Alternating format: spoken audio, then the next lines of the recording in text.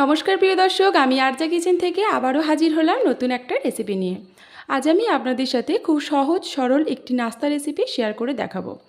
বন্ধুরা, এই রেসিপিটা চটজলদি বানিয়ে নিতে পারবেন একদম ঘরোয়া উপকরণে। বন্ধুরা, খুব সামান্য উপকরণে এই রেসিপিটা বানানো গেলেও এই রেসিপির স্বাদ কিন্তু বন্ধুরা অসাধারণ হয়। একবার হলেও আমার অনুরোধে বন্ধুরা এই রেসিপিটি বানানোর অনুরোধ করলাম। তাহলে চলুন বন্ধুরা, বেশি দেরি না করে রেসিপিটা শুরু করি। এই সহজ সরল নাস্তার রেসিপিটি বানানোর জন্য সবার প্রথমে একটা ময়দার ডো বানাবো। তার জন্য একটা বড় বাটি নিয়ে নিয়েছি বন্ধুরা। একটু বড় নেব যাতে ময়দাটা মাখানো যেতে পারে। এবারেতে নিয়ে নেব 200 গ্রাম মতো ময়দা। বন্ধুরা, আমি এখানে 200 গ্রাম ময়দার করব, চাইলে কিন্তু এটা আপনারা বাড়িয়ে কমিয়ে নিতে পারেন। এবারেতে দিয়ে দেব বন্ধুরা স্বাদ মতো নুন। এবারেতে দিয়ে দেব বন্ধুরা একটু জোয়ান। আমি জোয়ানটাকে একটু হাত দিয়ে ঘষে নেব, তাহলে গন্ধটা বেশ সুন্দর ছাড়ে আর বেশ ভালো লাগে।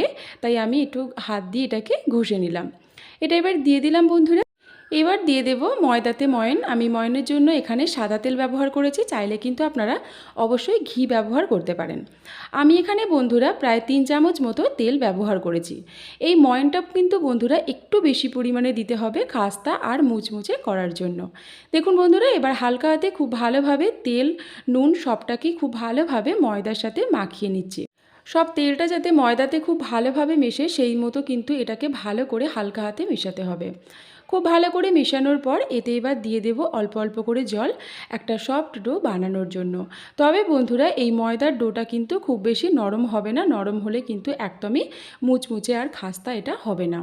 বেশ কিছুক্ষণ ধরে খুব ভালোভাবে মাখিয়ে নেওয়ার পর বন্ধুরা একটা সফট ডো কিন্তু আমার বানানো হয়ে গেছে। দেখুন বন্ধুরা, ডোটা বানানো হয়ে গেছে। তবে আবারও বলছি বন্ধুরা, খুব বেশি নরম কিন্তু একদমই হবে না। বন্ধুরা, এই নাস্তার স্বাদ কিন্তু তখনই সুস্বাদু হবে যখন এই ময়দাটা যখন খাবেন তখন ময়দার স্বাদটা যেন একদম খাস্তা আর মুচমুচে হয়। চলে এলাম বন্ধুরা রান্নার মূল পর্বে। সবার প্রথমে গ্যাসেতে একটা কড়াই বসিয়ে দিয়েছি। কড়াইতে দিয়ে দেব 1 চামচ মতো সাদা তেল। বন্ধুরা, আমি একটু বড় চামচের 1 চামচ মতো তেল এখানে দিয়েছি। আমি সাদা তেলে করছি, চাইলে কিন্তু সর্ষের তেল ব্যবহার করতে পারেন। তবে বন্ধুরা, এখানে বলবো সাদা তেলটাই ব্যবহার করার চেষ্টা করবেন।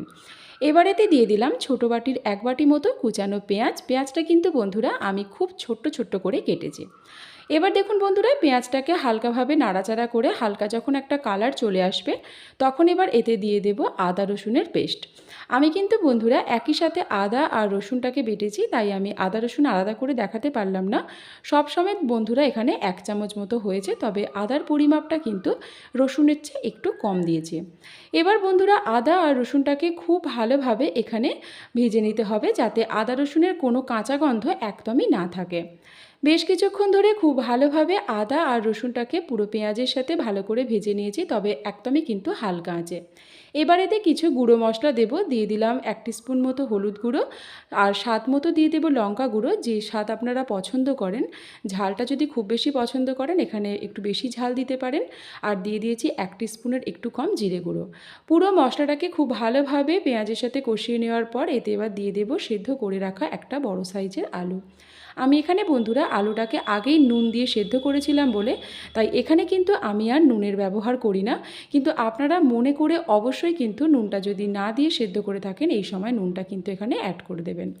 বেশ কিছুক্ষণ আলুটাকে পুরো মশলার সাথে কষিয়ে নিয়েছি। এবার এতে দিয়ে দেব স্বাদ মতো কাঁচা লঙ্কা কুচি আর দিয়ে দেব অল্প একটু ধনেপাতা কুচি।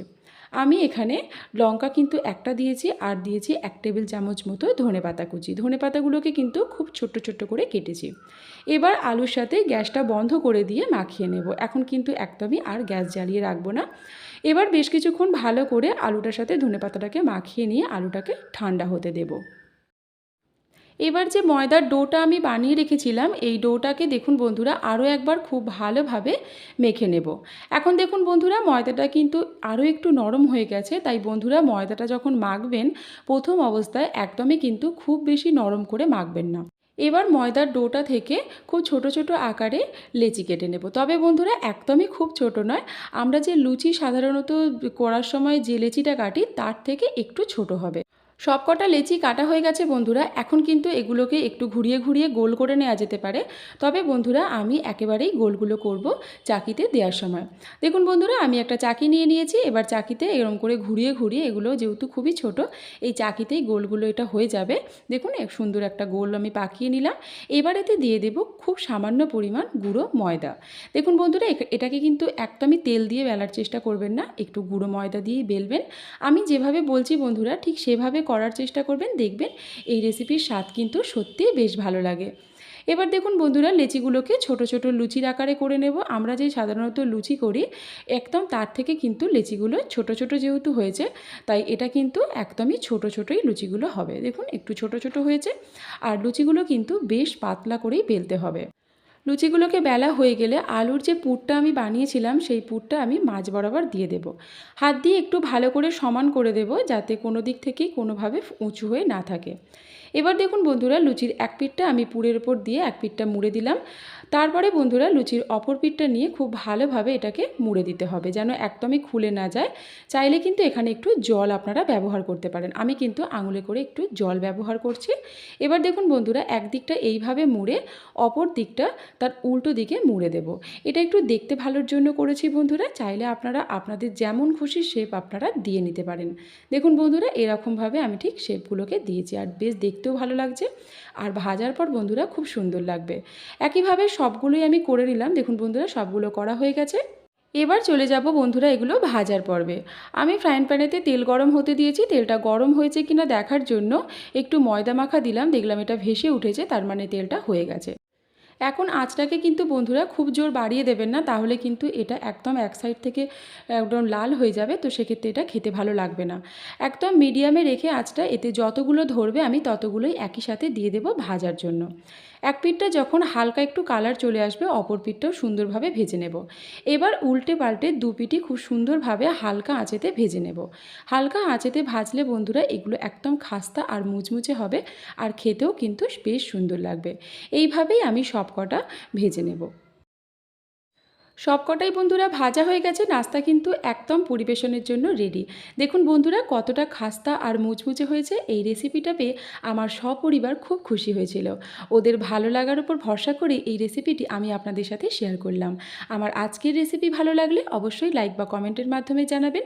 যদি নতুন দর্শক হয়ে থাকেন তাহলে অবশ্যই আমার পাশে থাকার জন্য আমার চ্যানেলটিকে সাবস্ক্রাইব করার অনুরোধ করলাম। সবাই ভালো থাকবেন, সুস্থ থাকবেন। আমার আজকের রেসিপিটি দেখার জন্য সবাইকে অনেক অনেক ধন্যবাদ।